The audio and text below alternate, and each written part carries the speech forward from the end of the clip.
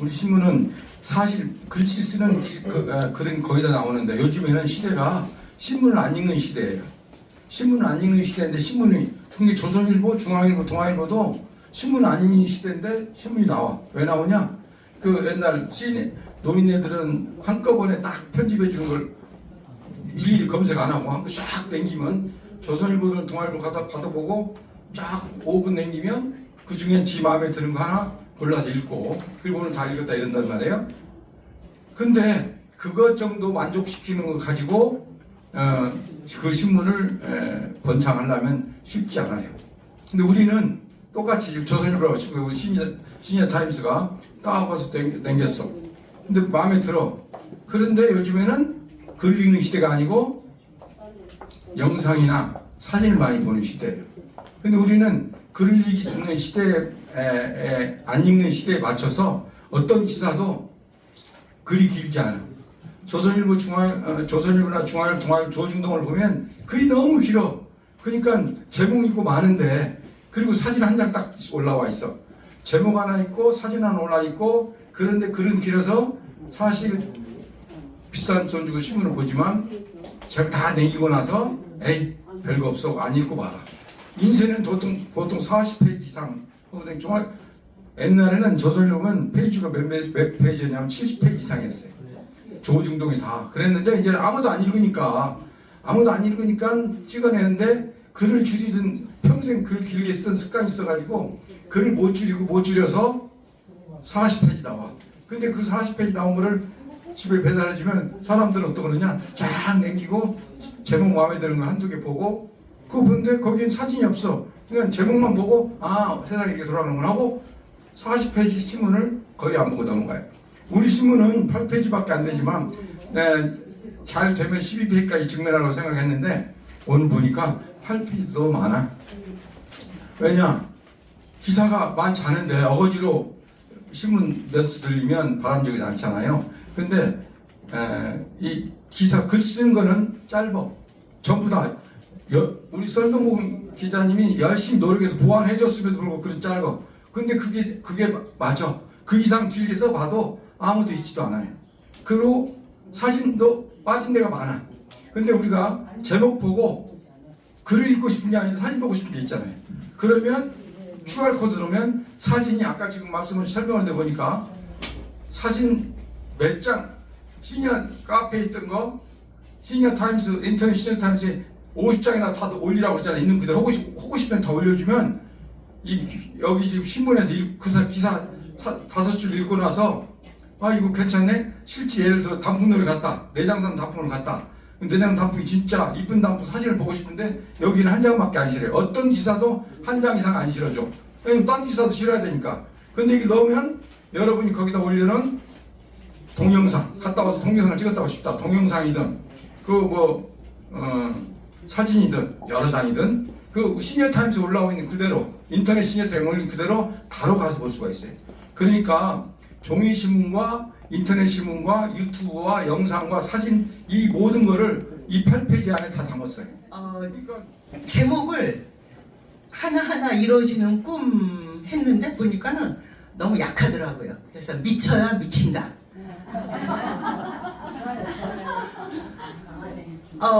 여러분들 제 어렸을 때 꿈이 뭐였을까요?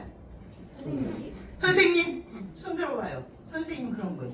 아 여러분이네. 어떡하지? 누가 제일 먼저 했지? 그 다음 꿈은 뭐였을까요? 디자이너. 디자이너. 안영 선생님. 찜.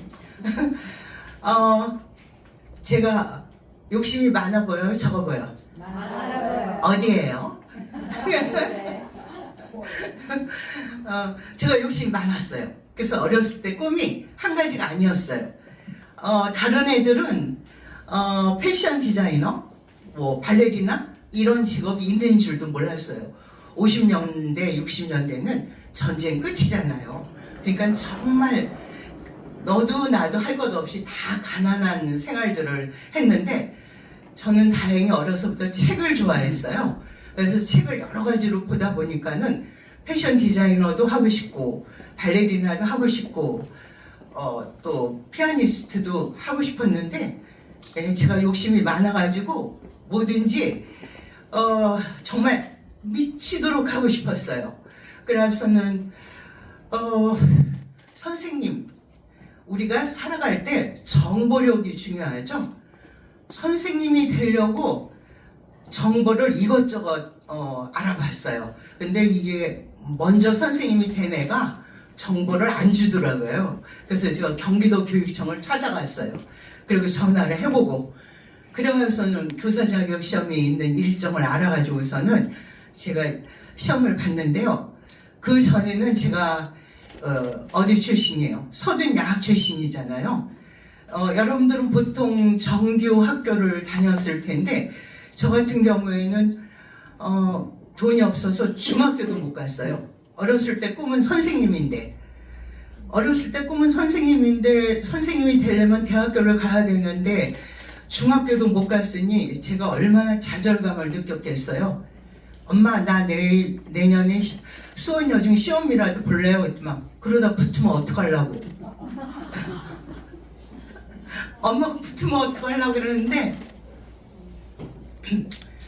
한 가지 주문할게요.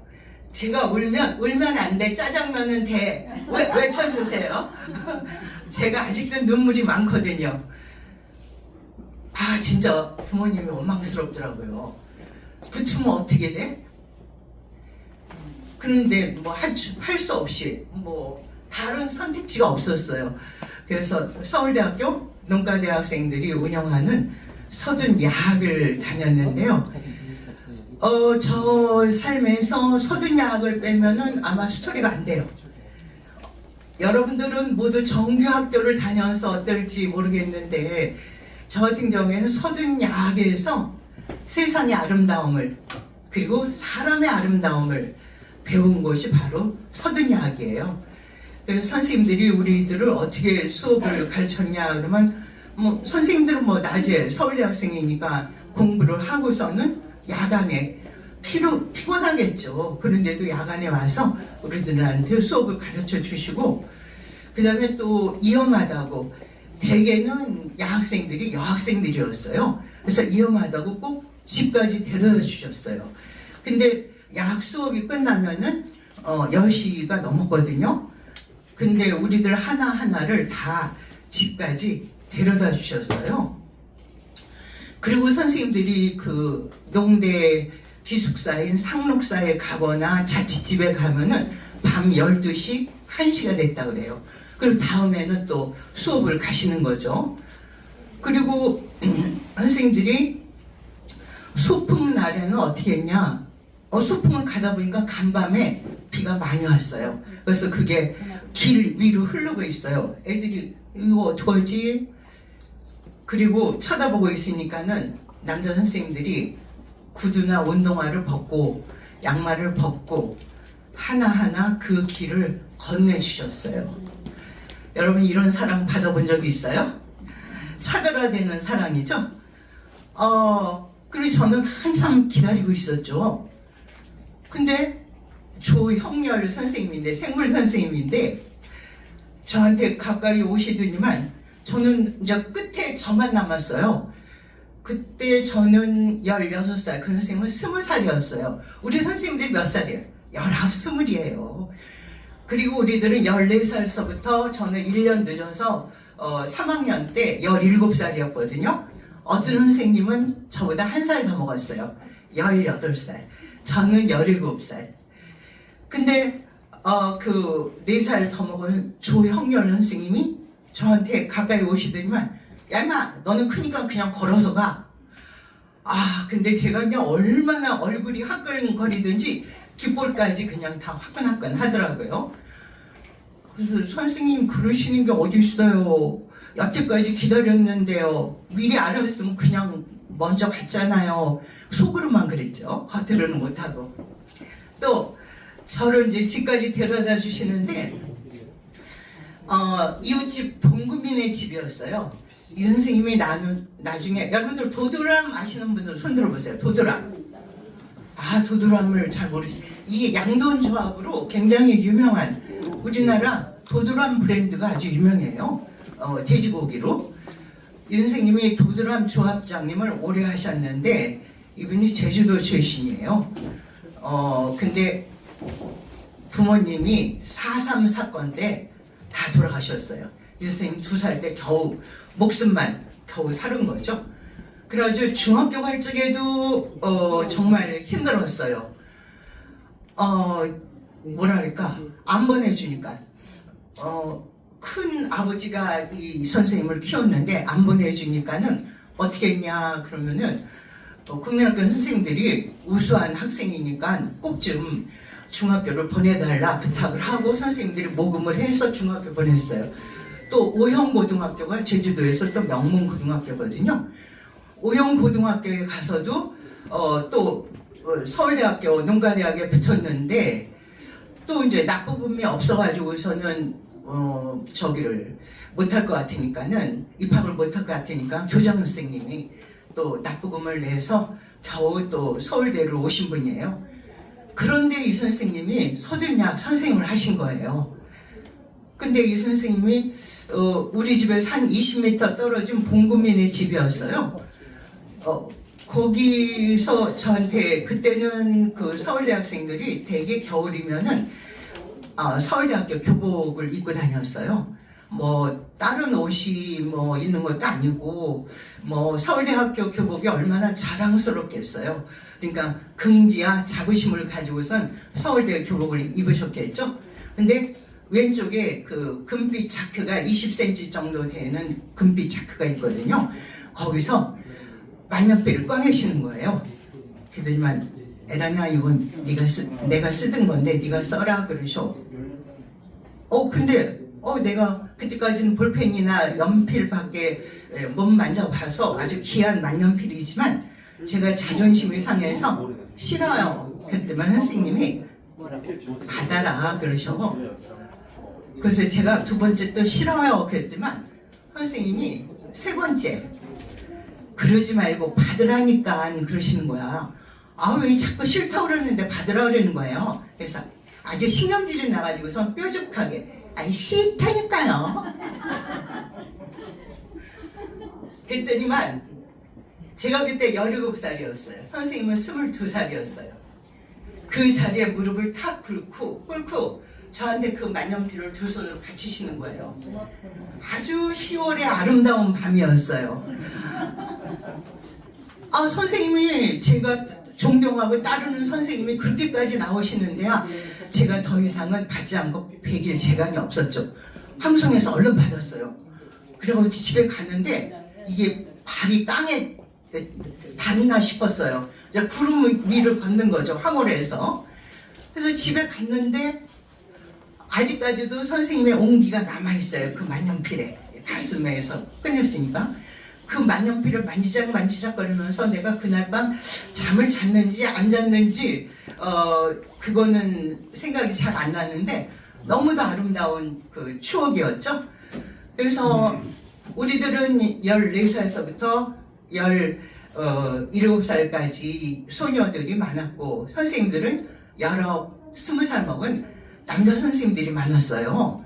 거기에서 얼마나 많은 그 이야기들이 있겠어요. 근데 선생님들은 우리들을 정말 곱게 교육을 가르쳐 주신 거죠. 저기 안 돼? 저거 안 되면 안 되겠네. 싫어. 연결하면 이게 주고 지금 컴퓨터 하나 비밀을 갔으니까 그동안 좀 보고 하시네요. 어머나 이거 어떻게 하면 좋아요? 연결을 하면은 여기 시스템 죽어버려가지고 연결하세요. 그러면 이건 아닌데. 일단 그걸로 보고 하시고 계시면 안에서 컴퓨터 하나 갖고 오면 연결돼요. 지금은 안 돼. 연결하면 어떻게 하려고? 좋은데요. 비치시는 거 좋아. 이런 게 좋아요. 이거 몇 시간을 연습했는데.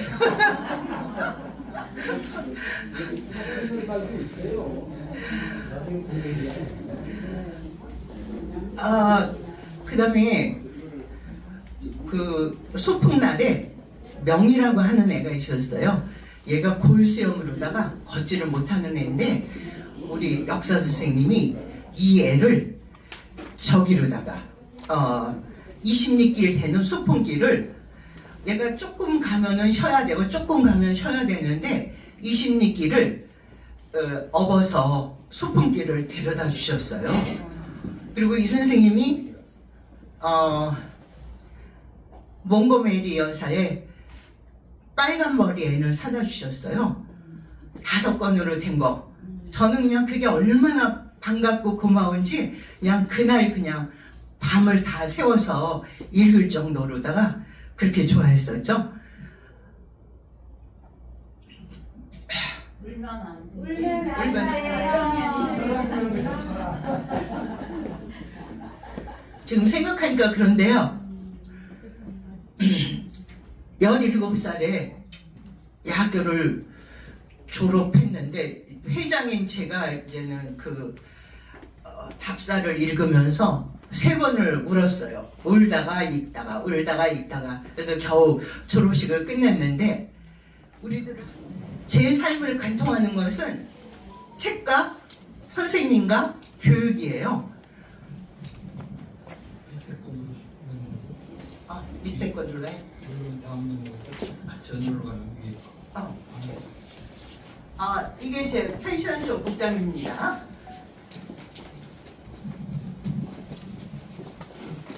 내 삶을 관통하는 것은 책과 선생님과 교육이다. 삶을 기품 있고 우아하게. 이거는 서든양 시절에 만들어 놓은 제 그 삶의 모토였어요. 근데 내가 여공이 됐어. 자존심이 용납하겠어요? 너무 힘들더라고요. 그래서 자존심이 너무 상해. 이렇게 살 수는 없어. To be, wanna to be. That is the question. 또 말해줘.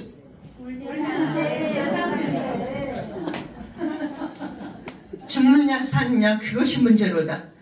셰익스피어의 햄릿에 나오는 이 기절을 끝없이 되뇌면서 어느 날 가다 보니까 뭔가에 큰 부딪혔어요. 그러니까 너무 무대에서 숙이고 가다가 전봇대에 부딪힌 거죠. 근데 아픈 건 둘째야. 창피해서 누가 쳐다본 사람 없나 보니까는 아무도 없더라고. 그때 보니까 머리가 깨질 듯이 아프더라고요. 이렇게 고민하다가는 그래, 이렇게 자존심 상하면서 죽을 순 없어. 죽어버리자. 이렇게 살 수는 없어. 죽어버리자. 이렇게 마음을 먹었어요. 그래서는 생각한 것이 서진양 선생님들이었어요. 나한테 이렇게 사랑과 관심으로 교육을 해주신 서진양 선생님들을 내가 죽어가면서도 잊을 수 없었어요. 그래서 서진양 선생님들한테 제가 바느질을 좋아했어요. 어려서부터 8가족이었는데 가족들 떨어진 양말을 제가 다 끼웠어요. 국민학교 저학년 때부터 바느질을 그렇게 좋아했거든요. 그래서 바느질로다가 양장점마다 다니면서 그 짜투리 헝겊을 얻어와서 그거를 가위로 장미꽃 모양으로 작은 모양, 큰 모양, 중간 모양 여러 장을 합쳐서 바느질로다가 양쪽에는 사철나무 잎새를 또 붙여가지고서는 1968년 18살 5월 15일에 야학교를 가서 선생님들 가슴에 그 꽃을 달아드리고 집에 와서 그동안에 모았던 수면제를 먹기 전에 그동안에 제가 일기를 20년 이상 썼어요. 그 다음에 선생님들이 보내주신 주고받은 편지, 그 다음에 선생님들이 소풍날 찍어주셨던 사진 몽땅 다 태워버리고 제 흔적을 남기면 안 되니까 그래서 약을 먹었죠. 근데 이틀 만에 깨난 거예요. 정말 너무 싫더라고요. 그렇게 어려운 결심을 하고 이걸 약을 먹었는데 왜 다시 살아난 거야? 난 죽어야 돼. 난 살 수가 없어. 근데 이틀 동안 아무것도 안 먹었으니까는 정말 텅 빈 가슴을 안고선 야학교를 갔는데 거기 선생님들이 계시더라고요. 선생님들이 너 얼굴이 왜 그러니? 왜 이렇게 헬스카니? 막 물어보시는데 처음엔 죽어도 대답 안 하죠. 근데 나중에는 얘기를 했더니 선생님들이 깜짝 놀라시면서 저를 변종신 선생님은 하숙집에 데려와서 감독을 하시는 거야. 또 나쁜만 먹을까봐 또 오명호 선생님은 저를 백화점에 취직을 시켜줬어요. 그 선생님들이 그러니까 다시 살 수 있도록 용기를 북돋워 준 거죠. 그 다음에 그 명이라고 하는 애를 업어줬던 그 조용민 선생님은 저를 중국집에 데려갔어요. 그래서는 거기서 볶음밥을 시켜주시는데요. 제가 선생님 앞에서 어떻게 입을 벌리고 무엇을 먹어요? 못 먹거든요. 그래서 밥알을 세가지고서는 그냥 겨우 이제 먹는 듯 마는 듯 하면서 선생님한테 제가 스스로 생각해도 너무 낭만적인 거예요. 제가 죽을 적에 모자에 꽃이 달린 모자를 쓰고 죽었거든요. 근데 제가 생각해도 너무 낭만적인 거예요. 그래서 선생님한테 선생님 근데 있잖아요. 그때 더 죽을 때 모자에 꽃이 달린 모자를 쓰고 죽었어요. 그랬더니 선생님이 엠마 그럼 누가 너한테 네 죽은 모습을 보고 아름답다 그러니? 제가 겉으로는 아무 말도 못했어요. 그렇지만 속으로는 선생님 그렇지만 유리관 안에 잠든 백설공주를 보고 왕자님이 말했거든요. What a beautiful girl. 속으로만 정화됐어요.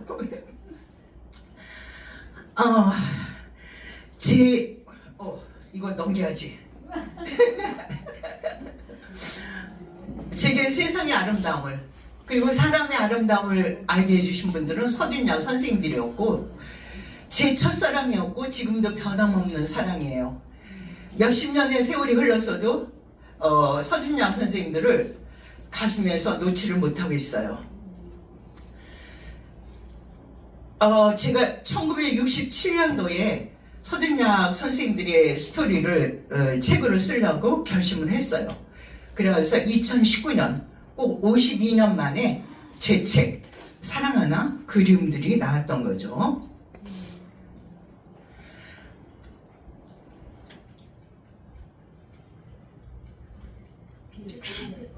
이 책이었어요. 사랑하나 그리움들.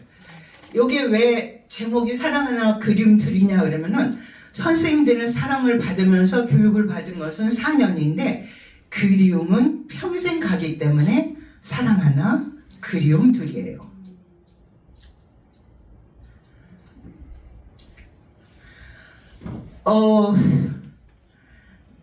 학비를 대줄 테니까는 내년에 64년도였는데 65년도에 중학교 입학시험을 보라 그랬어요. 근데 내가 거기를 가면은 선생님 부모님한테 부담을 드리는 거잖아요. 그러니까는 말을 안 들었어요. 그 다음에 20세 때는 서준양 선생님한테 정식으로 청원을 받았어요. 에라나 나랑 결혼하자 그랬어요. 근데 내가 20살에 고등학교를 갔거든요. 난 지금 공부해야 돼. 결혼이 문제가 아니야. 그러고서는 안 들었죠. 말을 안 들었죠. 아까 얘기가 된 거고, 고입 자격 검정고시 합격했어요.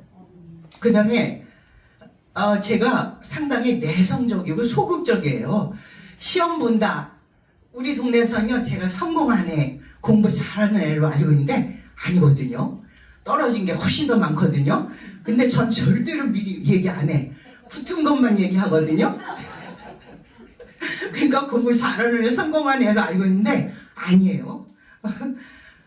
79년도에 그래서 19살에 고입 자격 검정고시를 봤는데 우리 애들은 3학년 때 시험을 보러 갔어요. 근데 저는 그렇게 공개적으로 못해요. 그래서 시험을 안 보다가 19살에 시험을 봤어요. 그 다음에 29살에 교사 자격 시험을 봤는데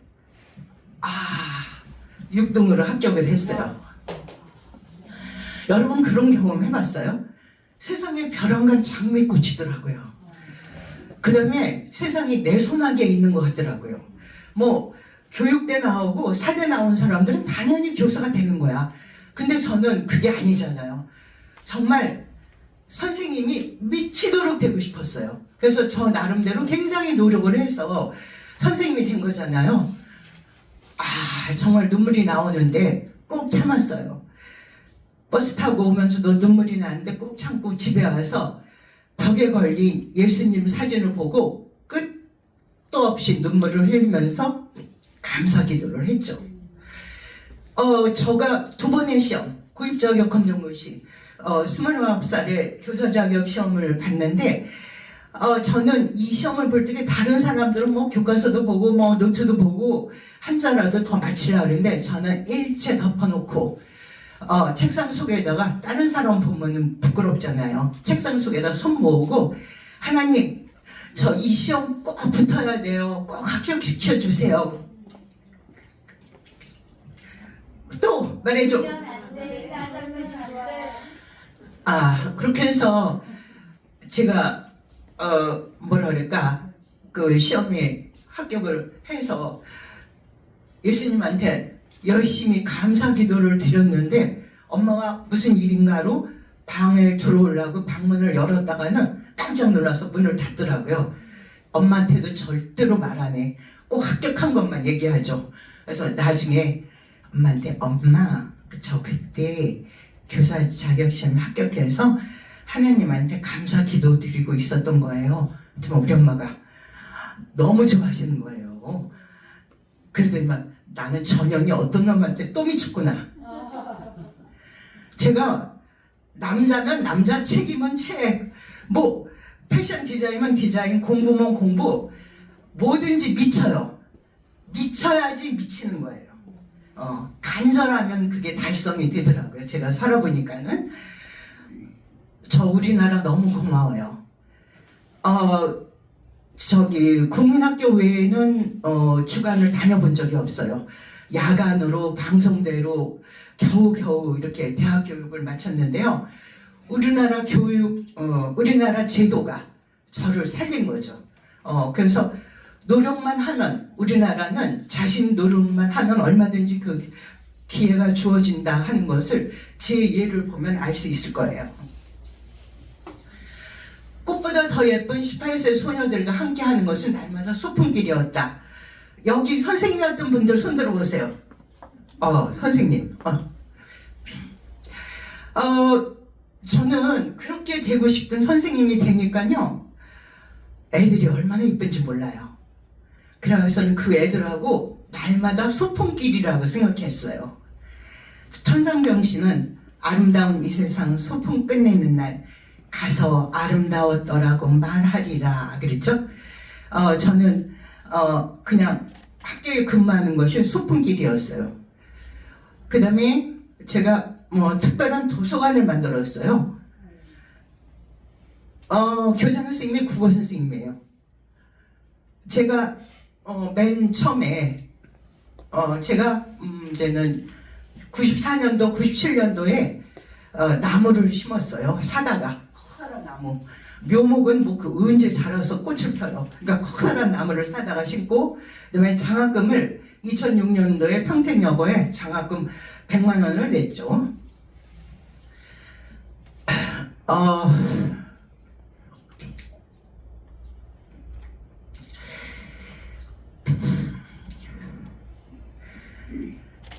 수업하기 전에는 수업은 교사의 작품이에요.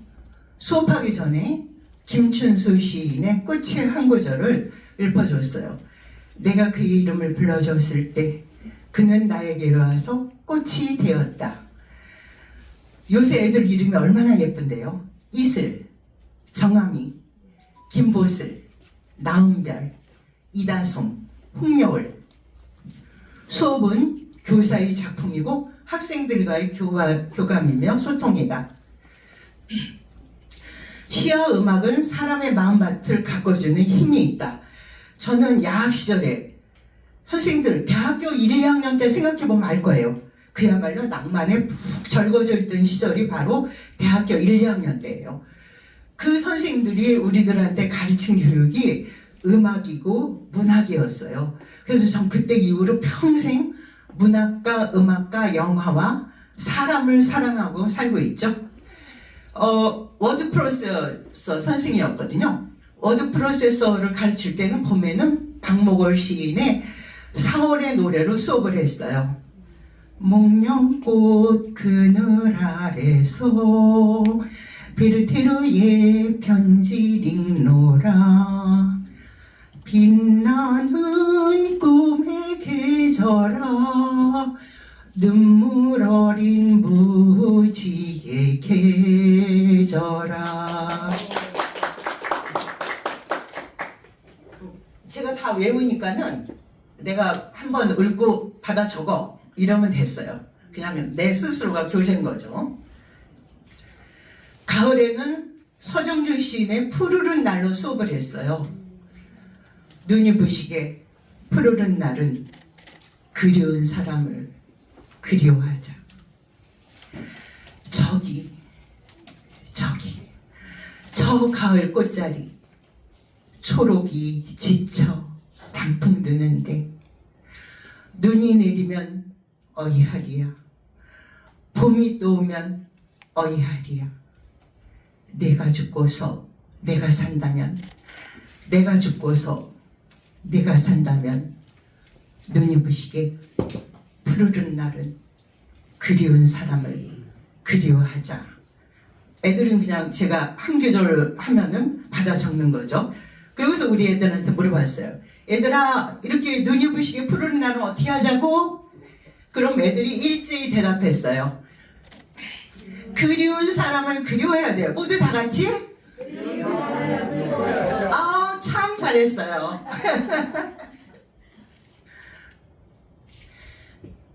이거 하기 전에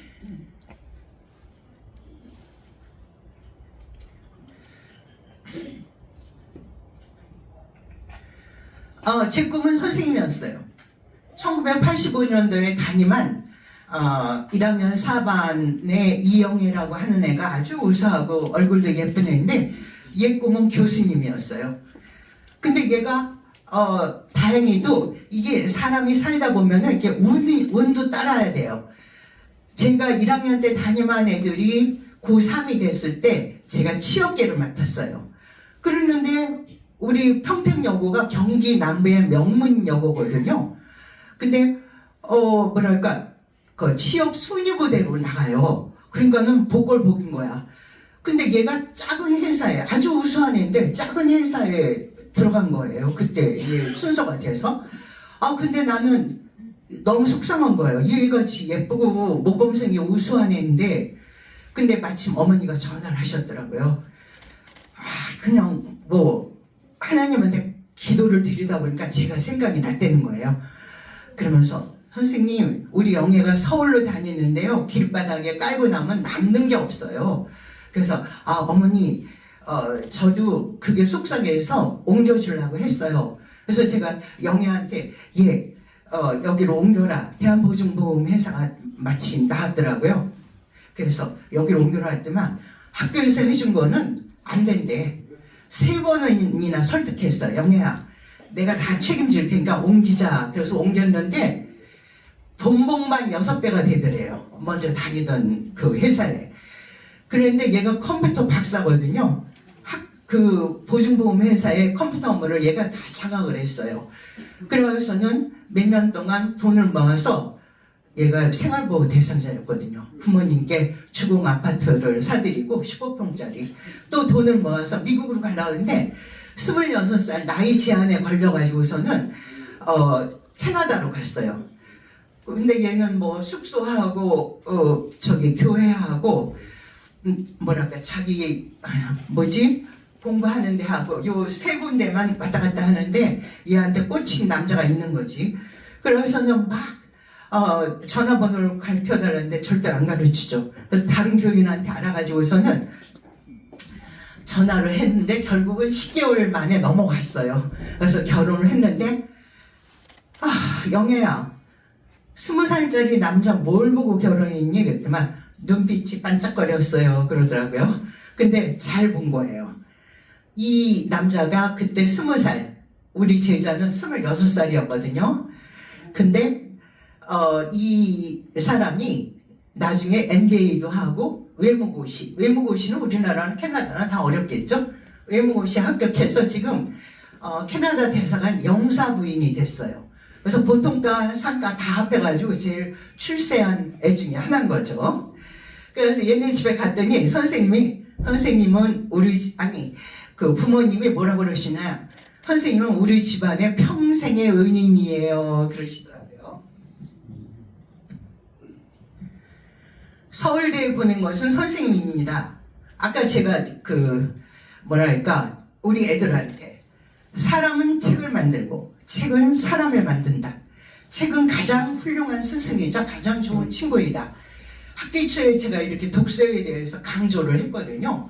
제가 평생 책에 빠져 살았으니까요. 우리 엄마가 밥 먹을 때마다 싸워. 난 책 보면서 밥을 먹어야 되거든요. 그 다음에 엄마가 부를 때다가 나한테 뭐 심부름 시킬 일이 있어가지고서는 내 이름을 불렀는데 나는 책 보느라고 엄마 목소리가 전혀 안 들렸어. 그러니까 나중에 엄마가 부지깽이 들고서 이년아 엄마가 부르면은 대답을 해야지. 동네 한 바퀴 도는 거야. 나는 엄마가 무서워서 도망가고 엄마는 나 때리려고 부지깽이 들고 달려오고 그 정도로 이제 책에 빠졌던 거죠. 그 당시 교장 선생님이 책을 분실할 우려가 있으니까 도서관을 열어줄 수 없대. 이게 말이 되는 소리예요? 그럼 도서관이 왜 있는 건데요? 이분이 더군다나 국어 선생님이에요. 국어 선생님이면서 교장 선생님이 내가 애들한테 얘들아 책을 많이 봐야 된다. 선생님 책을 어떻게 봐요? 그래서 도서관에 가서 빌리면 되지. 그랬다. 도서관에 문이 잠겨 있대요. 말도 안 돼. 확인해 보니까 진짜 잠겨 있어요. 그래서 교장 선생님한테 가서 선생님 도서관 문이 잠겨 있네요. 그랬더니 책 잊어버리면 누가 책임져요? 구독이 무서워서 잘못한 거예요. 그래서 안 되겠다 싶어서 제가 교실 하나를 달라 그랬어요. 그래서 특별한 도서관을 만들었어요. 탁자 옮겨놓고 탁자법 다 하고 책을 몇십만 원어치 그냥 그 달에 한 달 봉급이 다 들어갔어요. 새로운 그 도서관을 만드느라고. 그래가지고 그 도서관을 만들어서 점심시간에 저는 뭐 미리 먹거나 나중에 먹거나 해가지고서는 애들한테 대출을 해주는데 교장 선생님이 상가 학생들만 빌려주래. 보통과 애들은 빌려주지 말래. 근데 보통과 애들도 소문을 듣고서는 차츰 오더라고요. 근데 그 당시에 혜미라고 하는 애가 아주 우수한 학생이 있었거든요. 얘가 거기를 와서 얘한테 독서 새물결 운동본부에서 모집하는 그 독후감 대회에 출품을 하라 그랬더니 얘가 가서 대상을 받았어요. 그러니까는 그 해에 서울대 의대에 합격을 했어요. 그러니까는 아버님이 혜민이를 서울대 보낸 것은 선생님입니다 그런 거야. 그러니까 담임도 있고 국어 선생님도 있어요. 근데 다른 사람들이 그런 거 신경 안 쓰는데 제가 그걸 신경을 써서 이렇게 어떤 성과를 내니까는 아버님 입장에서 고마웠겠죠. 그래서 아버님 천만의 말씀이에요. 혜민이가 워낙 우수한 학생이니까 됐죠. 저는 조금 보탬이 됐을 뿐이에요. 굵은 뼈가 작은 것, 잔뼈가 굵었다 그러죠. 평택여고는 제가 굵은 뼈가 작은 곳이에요. 선생님은 학생들을 바라보는 눈빛이 다른 선생님하고는 달라. 저는 그 애들이 그렇게 이쁠 수가 없어요. 그러니까는 다른 선생님하고 다를 수밖에 없죠. 그 다음에 수업을 마친 후 교무실에 가던 중에 눈물이 주르르 흘렀어요. 너무 행복해서. 내가 하고 싶던 선생님을 하고 있으니까요.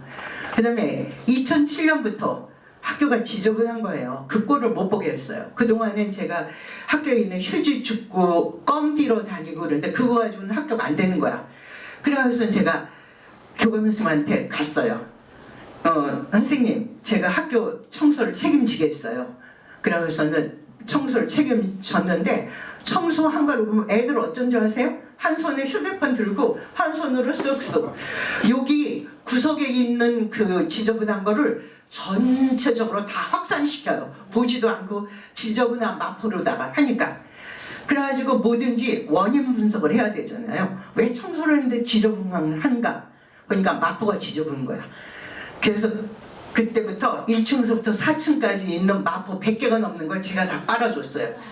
가장 확실한 뱃살 빼기 저기 노하우가 거기 있어요. 뱃살이 출렁출렁 하니까는 뱃살이 확실히 빠지더라고요. 여러분한테 지금 비결 알려줬어요. 뱃살 빠지는 비결. 근데 머리가 아프더라고. 하도 이게 흔드니까 몸을 흔들어서. 그래서 청소 전담 직원이 들어올 때까지 제가 했죠.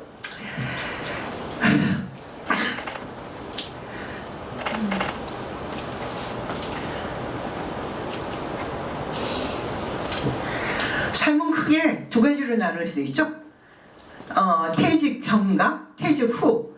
퇴직 전은 뭐 남편은 돈을 벌고 아내는 애를 낳아서 키우고 그래서 내가 해야 할 일을 하고 사는데 퇴직 후는 내가 하고 싶은 일을 하면서 살면 되는 것이 퇴직 후죠.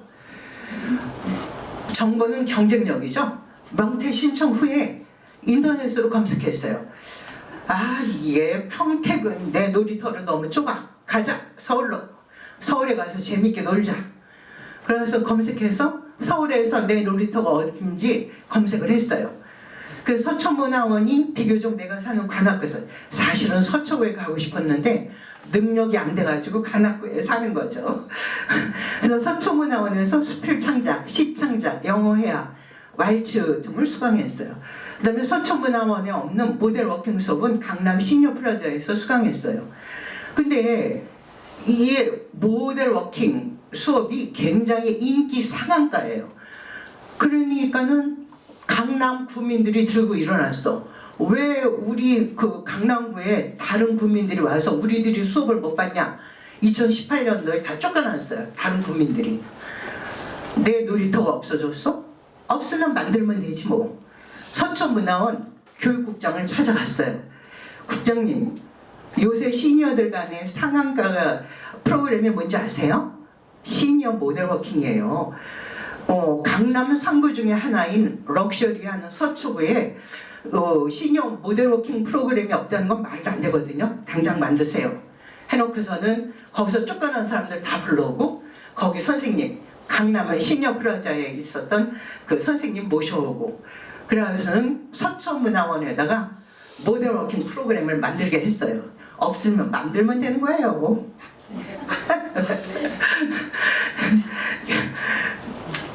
그래서 발레를 그러니까는 2012년도에 퇴직하자 바로 저기 강남 라사라 학원에 라사라 패션 전문 학원에 등록을 했어요. 근데 이것도 내일 배움 카드로 다 했어요. 그러니까 저 같은 경우에는 나라에서 베풀어 주는 걸 골고루 다 찾아 먹은 사람 중에 하나예요. 그래서 내일 배움 카드가 200만 원이 나와요. 그걸로 다 공부를 했어요. 여러분도 알아보세요. 공부하고 싶다. 내일 배움 카드 검색하세요. 그래서는 그걸로다가 공부를 했는데 공부를 하면서 또 보니까는 재봉질 하는 게 너무 재밌더라고요. 그래서 선생님 저 놀러 갔다 올게요. 그러면 재봉질 하러 갔다 온다는 소리예요. 재봉질이 그렇게 재밌었고 그 다음에 패션 디자인 공부를 하면서 한쪽으로는 또 발레 학원에 등록했어요. 어렸을 때 얼마나 하고 싶었던 거예요. 그러니까 남부터미널에 스테이지 발레라고 있어요. 5번 출구에. 거기 등록해서 발레를 하는데 다리가 찢어져요. 뼈가 굳어가지고 이게 웬 생고생이야. 내 돈 갖다 바치면서. 그러면서도 그 발레 음악이 얼마나 아름다운데요. 아름다운 음악에 맞춰서 춤을 추다 보니까 너무 행복해서 눈물이 나더라고요. 그래서 여러분들도 자신이 하고 싶은 일을 하게 되면 이렇게 행복해서 눈물이 나는 거예요. 여러분이 가지고 있는 취미가 뭘까요? 저는 평생 문학, 음악, 영화, 사람을 사랑하니 삶이 아주 풍요롭죠. 그래서 청소년기에 문학과 음악과 영화에 빠져서 세계 문학 전집, 한국 문학 전집을 다 보려고 작정을 했고 라디오 채널을 FM에 맞춰놓고 음악을 들었어요. 명작이라고 하는 영화는 안 보면 큰일 났어요. 지금 세상이 얼마나 좋은지 몰라요. 제가 KT인데 139회는 오르페오, 그 다음에 140번은 아르떼라고 하는 하루 종일 클래식 음악이 나와요. 제가 16살 때 음악을 듣고 싶은데 음악을 들을 수가 없어요. 그때는 스피커밖에 없었기 때문에.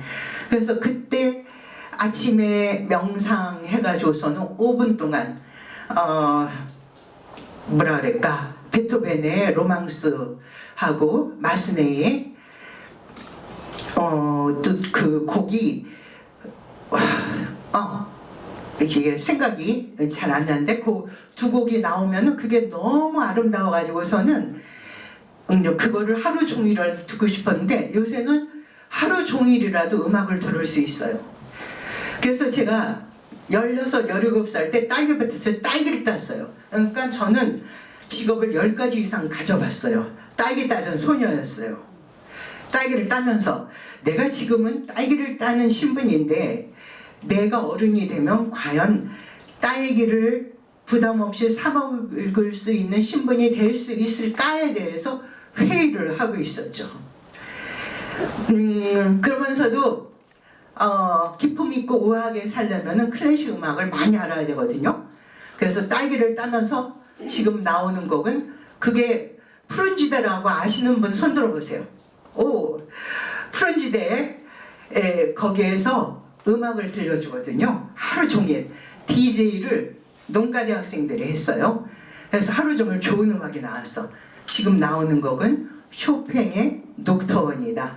지금 나오는 것은 드뷔시의 달빛이다. 딸기를 따면서도 공부를 했어요. 지금 행복하신 사람 손 들어보세요. 예. 여러분들이 하고 싶은 일을 하면 행복해지죠? 버킷리스트를 몇 개나 달성했을까요?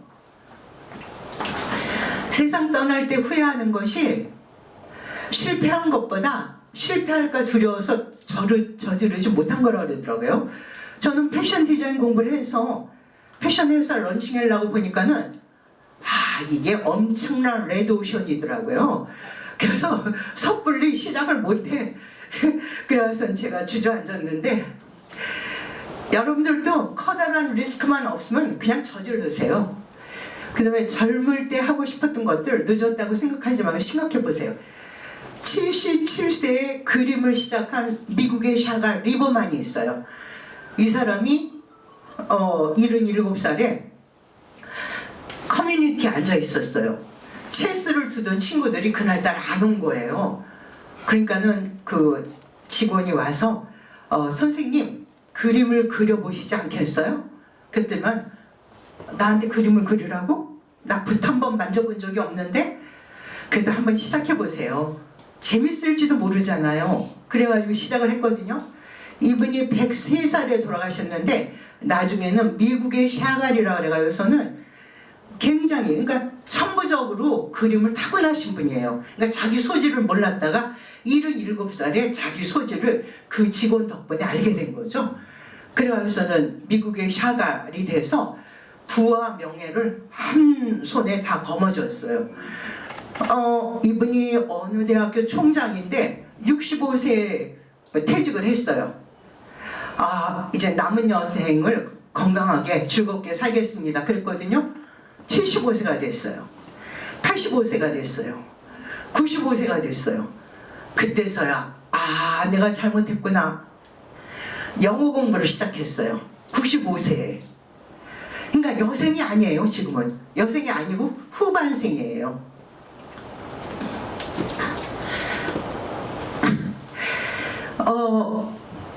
미쳐야 미친다 그랬죠?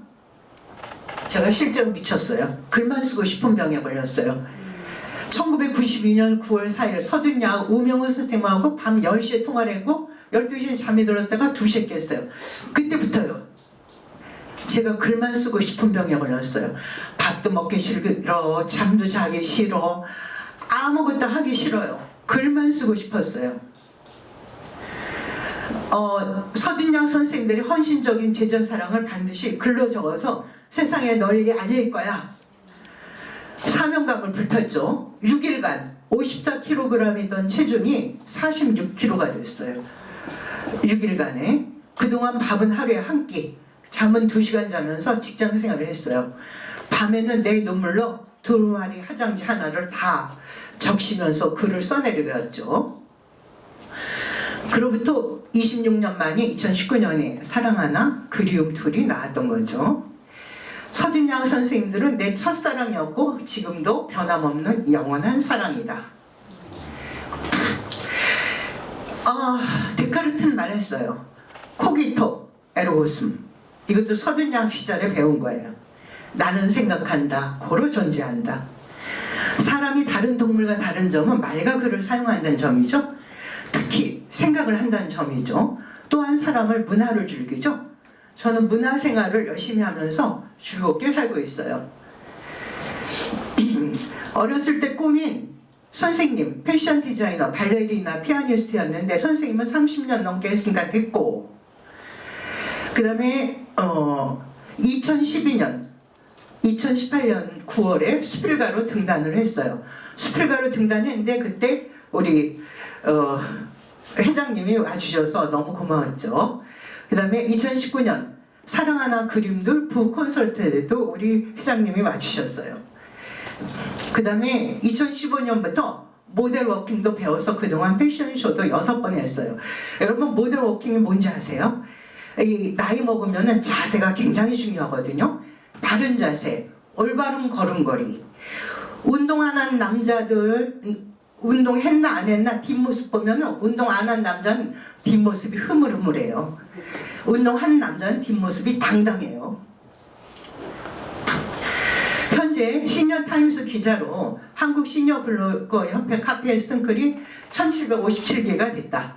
또한 낭만 퐁당 박예란 TV, 음악에 죽고 문학에 살아요.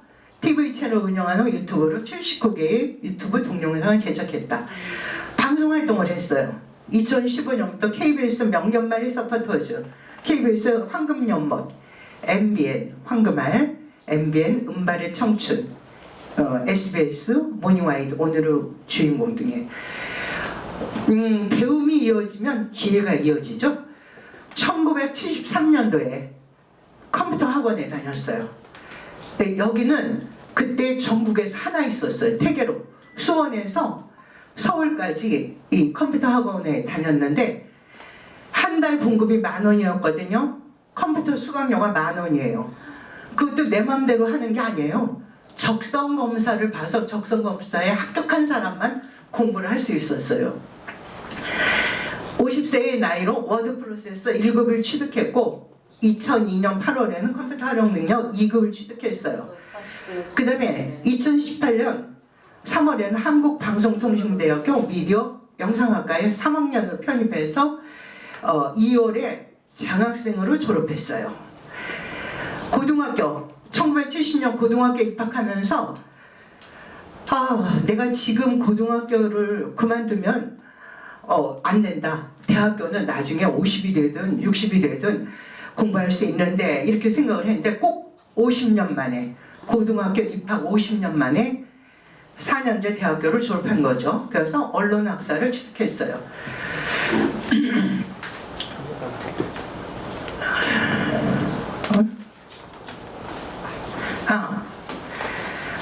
제가 MBN에 인생의 정년은 없다. 9명 고수 중에 1명으로 다 출연을 했었는데 그때 제 그 컨셉이 압구정 날라리였어요.